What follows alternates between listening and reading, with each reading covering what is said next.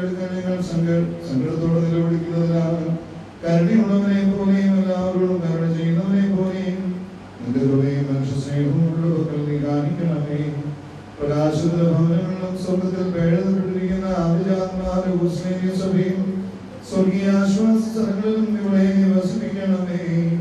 നിർവ്യാജമായ പ്രകാരം ശക്തിയോടും വലിയ മഹത്വത്തോടും ആകാശമേഖം മേളി എഴുന്നള്ളി വരികയും നിന്റെ വിശുദ്ധമാലാഖമാർ മൂലം ആകാശത്തിൽ നാല് കോണുകളിൽ നിന്ന് നിന്റെ നിലനിൽക്കപ്പെട്ടവരെ നീ കൂട്ടിച്ചേർക്കുകയും സകലത്തെയും ജീവിപ്പിക്കുന്ന നിന്റെ ശബ്ദത്താൽ കബറുകളിലിരിക്കുന്ന ഉയർത്തെഴുന്നേൽക്കുകയും ചെയ്യുമ്പോൾ കർത്താവേ, ഇന്ന് ഞങ്ങളുടെ ഇടയിൽ നിന്ന് വേർപെട്ടു പോയിരിക്കുന്ന ഈ ദാസിയെ അനുഗ്രഹങ്ങളുടെ സ്മരണയാൽ നീ ഓർത്തുകൊള്ളണമേ.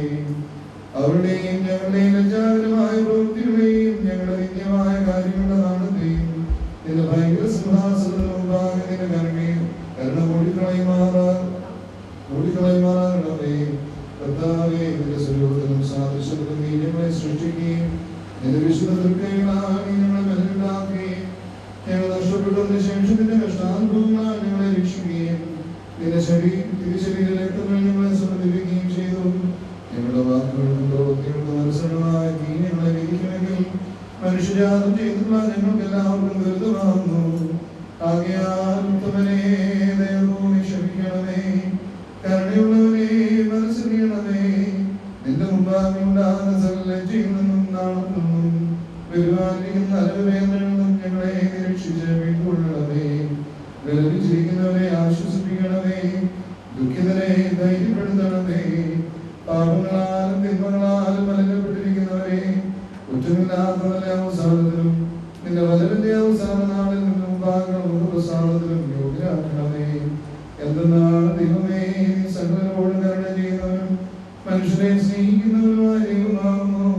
നിനക്ക് സ്തുതി ബഹുമാനം കൃതജ്ഞതയും യോഗ്യമാകുന്നു. പരിഹാരവും പാപങ്ങൾക്ക് മോചനവും രണ്ട് ലോകങ്ങളിലും എന്നേക്കും നാം പ്രാപിക്കുകയും ചെയ്യുമാറട്ടെ.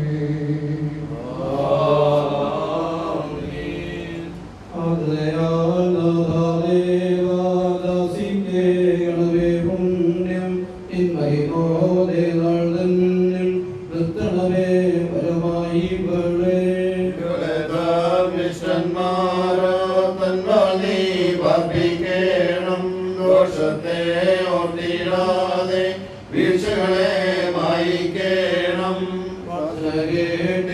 പുണ്യം ചെയ്തോരോടൊന്നാക്കേണം.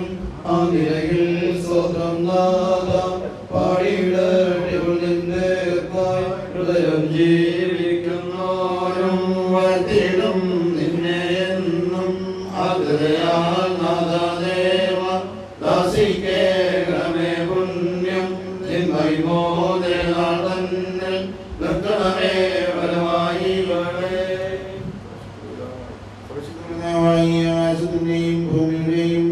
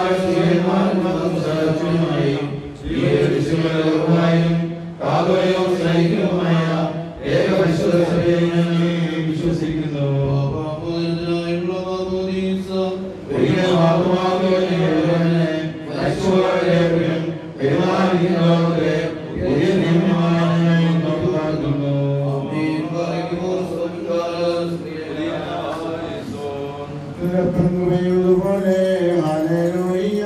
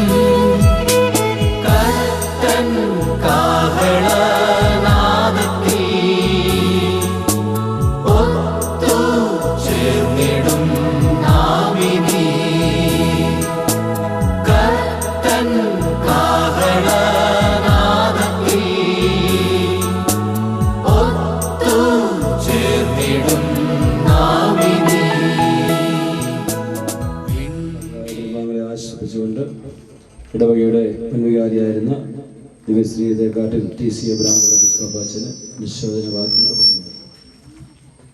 ബഹുമാനപ്പെട്ട ബോർബിസ്കോപ്പാച്ചൻ, വളരെയധികം ബഹുമാന്യരായ വൈദിക ശ്രേഷ്ഠരെ, കർത്താവിൽ പ്രിയ സഹോദരി സഹോദരങ്ങളെ, പ്രിയപ്പെട്ട അമ്മച്ചിയുടെ വേർപാടിൽ ദുഃഖം രേഖപ്പെടുത്തുവാൻ അനുശോചനം അറിയിച്ച് അന്തിമമായിട്ടുള്ള യാത്ര അയക്കുവാനുമായിട്ട് പ്രിയപ്പെട്ടവരായി, ബന്ധുമിത്രാദികളായി, ദേശനിവാസികളായി, ഇടവക ജനങ്ങളായി എല്ലാ ആളുകളും വന്നു ചേർന്നിരിക്കുന്നതായ ഒരു സന്ദർഭമാകുന്ന കഴിഞ്ഞത്. പ്രിയപ്പെട്ട അമ്മച്ചിയെ സംബന്ധിച്ചിടത്തോളം വേർപാട് വളരെ ദുഃഖകരമായിട്ടുള്ള ഒരു കാര്യമാകുന്നു. എങ്കിലും 89 വയസ്സ് വരെ ഈ ലോകത്തിൽ ജീവിച്ച് ധന്യമായ ജീവിതം തന്നെ നയിച്ചു എന്നുള്ളതിന് സംശയമൊന്നും തന്നെയില്ല. ഔദ്യോഗിക കൃത്യങ്ങളൊക്കെയും നിർവഹിച്ച് ആ സ്ഥാനത്തൊക്കെ വിശ്വസ്തമായ നിലയിൽ ജോലി ചെയ്ത് അവസാനം വിഷമ ജീവിതം ഭവനത്തിൽ കഴിച്ചുകൂടി.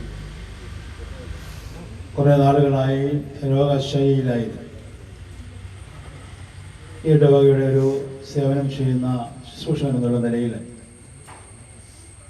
അനേക പ്രാവശ്യങ്ങളിൽ ഭവനത്തിലേക്ക് വരുവാനും പ്രിയപ്പെട്ട അമ്മച്ചിയുമായി സംസാരിക്കുവാനും ഒക്കെയായി അവസരം ലഭിച്ചിട്ടുണ്ട്. ദീർഘനാളത്തെ പരിചയം ഈ കുടുംബമായി ഉള്ളതിൽ പേരിൽ വളരെയേറെ ധന്യമായ ശ്രേഷ്ഠമായ ഒരു കുടുംബത്തിൻ്റെ അംഗം, മാതൃകാപരമായ ഒരു അധ്യാപകൻ്റെ സഹധർമ്മിണി,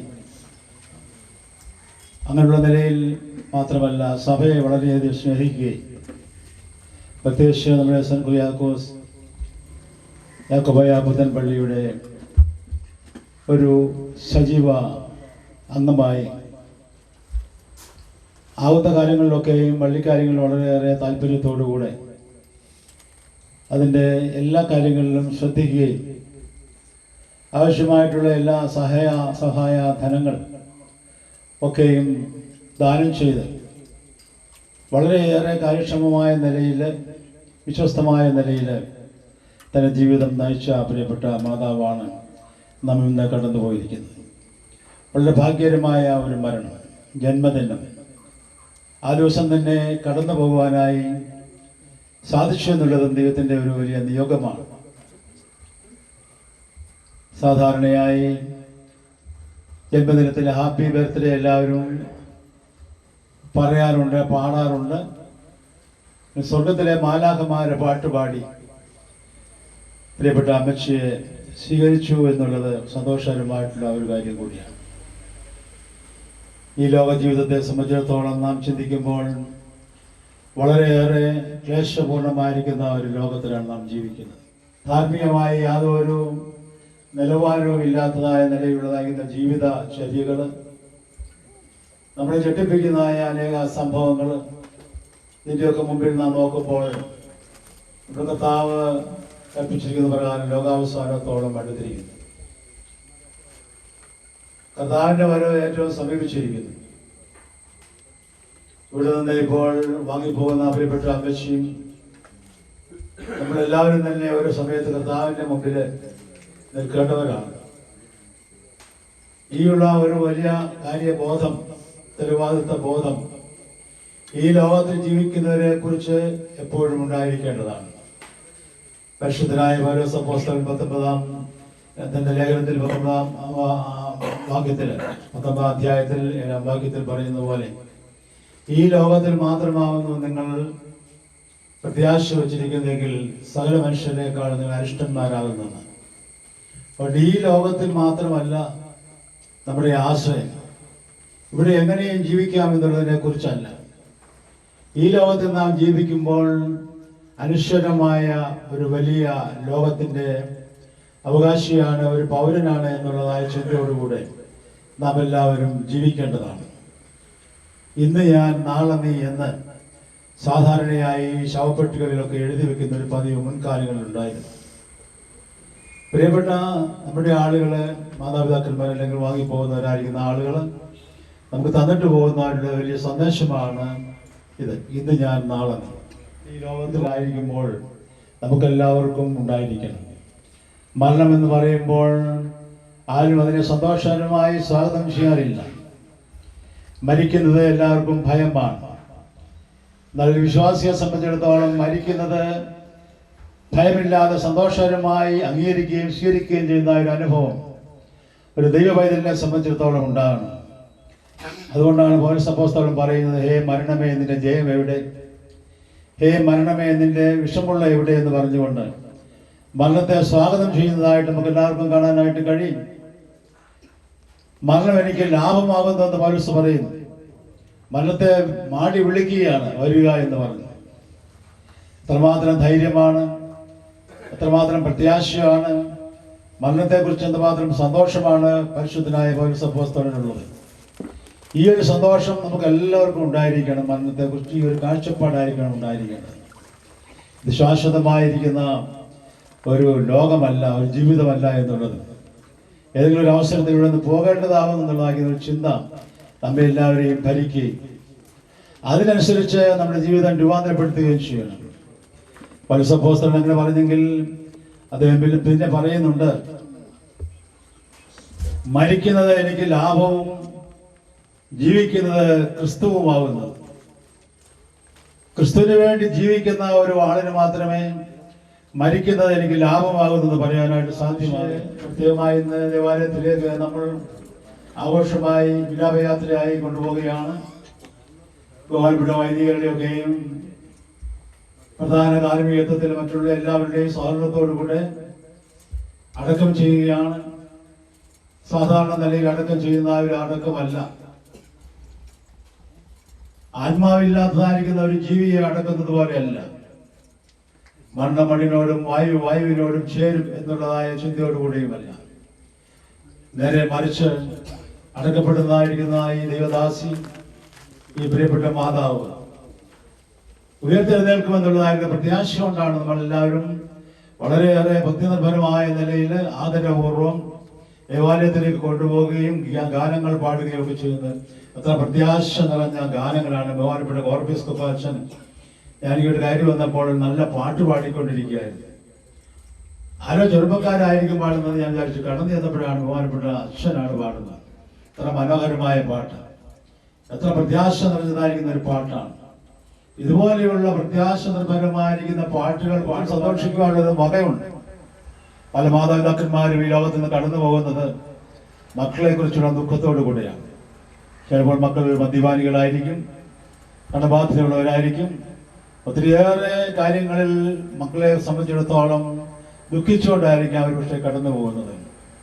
പ്രകാരം മക്കളെ കുറിച്ച് ദുഃഖിക്കാതെ പ്രത്യാശയുള്ള, ദൈവവിശ്വാസമുള്ള, മനുഷ്യസ്നേഹമുള്ള, സേവന സന്നദ്ധതയുള്ളതായ മക്കളെ കണ്ടുകൊണ്ട് തന്നെ പ്രിയപ്പെട്ട മാതാവിന് കടന്നു പോകുവാൻ കഴിയുന്നു എന്നുള്ളത് ഏറ്റവും സന്തോഷകരമായിട്ടുള്ളൊരു കാര്യം. വേർപെട്ട് പോയിരിക്കുന്ന പ്രിയപ്പെട്ട അമ്മച്ചിക്ക് നിത്യമായ ശാന്തി, സ്വർഗീയമായിരിക്കുന്ന അനുഗ്രഹങ്ങൾ, സ്വർഗത്തിൽ തമ്പുരാൻ ഒരുക്കിയിരിക്കുന്ന സ്ഥലത്ത് ഇമ്പരമായ ആ മണവറയിൽ തമ്പുരാൻ വസിപ്പിക്കട്ടെ എന്ന് പ്രത്യേകമായി പ്രാർത്ഥിച്ചുകൊണ്ട് ഞങ്ങളുടെ എല്ലാവരുടെയും അനുശോചനം ഒരിക്കൽ കൂടി ഈ കുടുംബത്തോട് അറിയിക്കുകയും ചെയ്തുകൊണ്ട് എൻ്റെ വാക്കുകൾ ചുരുക്കുന്നു. ദൈവം അനുഗ്രഹിക്കട്ടെ.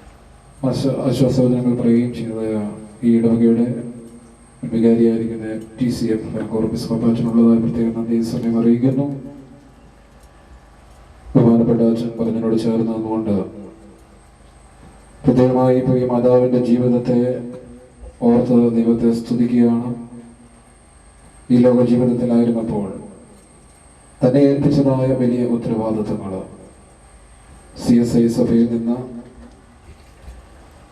വിവാഹം കഴിച്ച ഈ ദേശത്തേക്ക് കടന്നു വരികയും അതോടൊപ്പം തന്നെ ഈ സഭയിലെ ഏറ്റവും അടിയുറച്ചതായ ഒരു വിശ്വാസിയായിട്ട് അമ്മച്ചി പിന്നീട് തീരുന്നത് കാണുവാനായിട്ട് കഴിഞ്ഞിട്ടുണ്ട്. വനിതാ സമാജത്തിന്റെ സെക്രട്ടറി ആയിട്ടും മറ്റുള്ള എല്ലാ കാര്യങ്ങളിലും വളരെ ഭംഗിയായ നിലയിൽ തന്നാലാവുന്ന കാലങ്ങളിലൊക്കെ ദേവാലയത്തെ സ്നേഹിക്കുകയും കരുതുകയും ചെയ്തതായ ഒരു വ്യക്തിയാണ്. ഞായറാഴ്ച ദിവസം പ്രിയ അമ്മച്ചിയുടെ ജന്മദിനം ദേവാലയത്തിൽ കൊണ്ടാടപ്പെടുക പ്രത്യേകമായിട്ട് പ്രാർത്ഥിച്ചു. അന്ന് അവിടെ കൂടിയ വ്യക്തികളൊക്കെ സംസാരിക്കുന്നതായി കേൾക്കുവാനായിട്ട് സാധിച്ചു. ആ ദശാംശം നൽകുന്നതായ കാര്യത്തിൽ പ്രിയ അമ്മച്ചി കാണിക്കുന്നതായ വലിയ ശ്രദ്ധ അവിടെ പറയുകയുണ്ടായി. ഒരു വർഷം കൊണ്ട് 15 ചേന കിട്ടി, അത് എഴുതി വെച്ചിട്ട് അത് കൃത്യസമയത്ത് ദേവാലയത്തിൽ അതിൻ്റെ ഒരു ദശാംശം, അങ്ങനെ ഏത് ഒരു മാസക്കാലം തന്നിൽ ലഭിക്കുന്നതായ വരുമാനം അതിൻ്റെ ഒരു മിച്ചം പിടിച്ച് ദേവാലയത്തിൽ അതിന് ദശാംശം നൽകുന്ന കാര്യങ്ങളൊക്കെ പ്രിയ അമ്മച്ചി വളരെ ഭംഗിയായ നിലയിൽ ദേവാലയത്തോടും വിശ്വാസത്തോടും ഒക്കെ വളരെ അടിയുറച്ച് മുന്നോട്ട് ജീവിച്ചതായ ഒരു വ്യക്തിയാണ്. എപ്പോൾ കടന്നു വന്നാലും ക്രിസ്തീയ കീർത്തനങ്ങളൊക്കെ പാടി വളരെ സന്തോഷത്തോടുകൂടി, അടുത്ത കാലത്ത് മാത്രമാണ് ബോധാവസ്ഥയിലായതെങ്കിൽ തന്നെയും വളരെ തന്നെ വലിയൊരു പ്രത്യാശ പ്രിയ അമ്മച്ചിയുടെ ജീവിതത്തെ നമുക്ക് കാണുവാനായിട്ട് സാധിച്ചു. വെള്ളിയറ മാർ കുര്യാക്കോസ് യാക്കോബായ പുത്തൻപള്ളിയെ സംബന്ധിച്ചിടത്തോളം ഈ പ്രിയ അമ്മച്ചിയുടെ വേർപാട് ഇടവകയ്ക്ക് വലിയ ഒരു നഷ്ടം തന്നെയാണ്. എങ്കിൽ തന്നെയും ദൈവം വിളിച്ചേർത്തതായ വലിയ ദിവസത്തിൽ പ്രിയ മാതാവ് നമ്മളിൽ നിന്ന് മാറ്റപ്പെടുകയാണ്. ധാരാളം പേര് അനുശോചനം അറിയിച്ചു. ബഹുമാനപ്പെട്ട ഈ കതുർദാസിയുടെ മൂത്ത മകന് ബോംബെയിൽ നിന്ന് ഇവിടെ കടന്നു വന്ന ഇന്നലെ അഭിമന്യ ഗീവർഗീസ് മാർ കൂർലോസ് തിരുമേനി മുംബൈ ഭദ്രാസനത്തിന്റെ ഇവിടെ കടന്നു വന്ന് പ്രത്യേകമായിട്ട് പ്രാർത്ഥിച്ചു. ഇന്ന് ബഹുമാനപ്പെട്ട തോമസ് കോർപ്പിസ്കോപ്പ ഇവിടെ കടന്നു വന്നിട്ടുണ്ട്. അതോടൊപ്പം തന്നെ ബഹുമാനപ്പെട്ട ശങ്കമാമ മാനേജിംഗ് കമ്മിറ്റി മെമ്പറാണ്. അവിടുത്തെ ഇടവകയുടെ വികാരിയായിരിക്കുന്ന ബഹുമാനപ്പെട്ട മനോജ് അവരെ വിളിച്ച് പ്രത്യേകമായിട്ട് ഈ വേർപാടിൽ ഉള്ളതായ ദുഃഖം അറിയിക്കണമെന്ന് പ്രത്യേകമായിട്ട് പറഞ്ഞിട്ടുണ്ട്.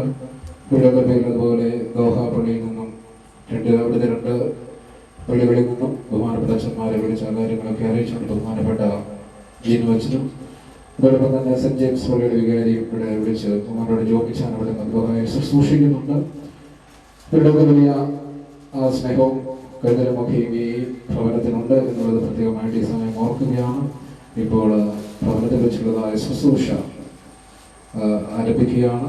തുടർന്ന് ദേവാലയത്തിൽ 3:30 മണിക്ക് അഭിനന്ദ തിരുമേനി എഴുന്നള്ളും. തുടർന്നുള്ളതായ ശുശ്രൂഷ ദേവാലയത്തിൽ വെച്ച് നടത്തപ്പെടുന്നതാണ്. ഇപ്പോൾ എല്ലാവർക്കും എഴുന്നേൽക്കാം, കിഴക്കോട്ട് തിരിഞ്ഞ് നിൽക്കുക. പ്രത്യേകം ഇപ്പോൾ ഭവനത്തിലുള്ളതായ ശുശ്രൂഷ ആരംഭിക്കും.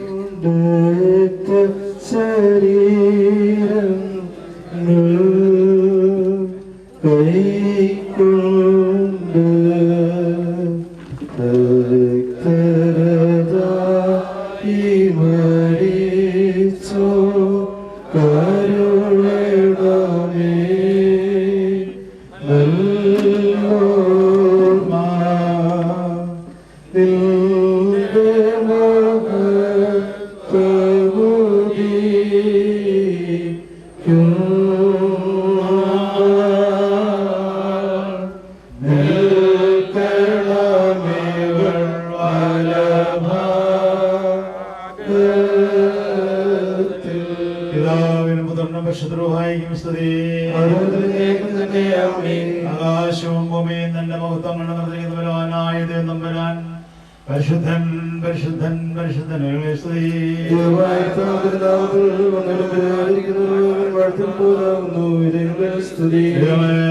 പരിശുദ്ധനാകുന്നു,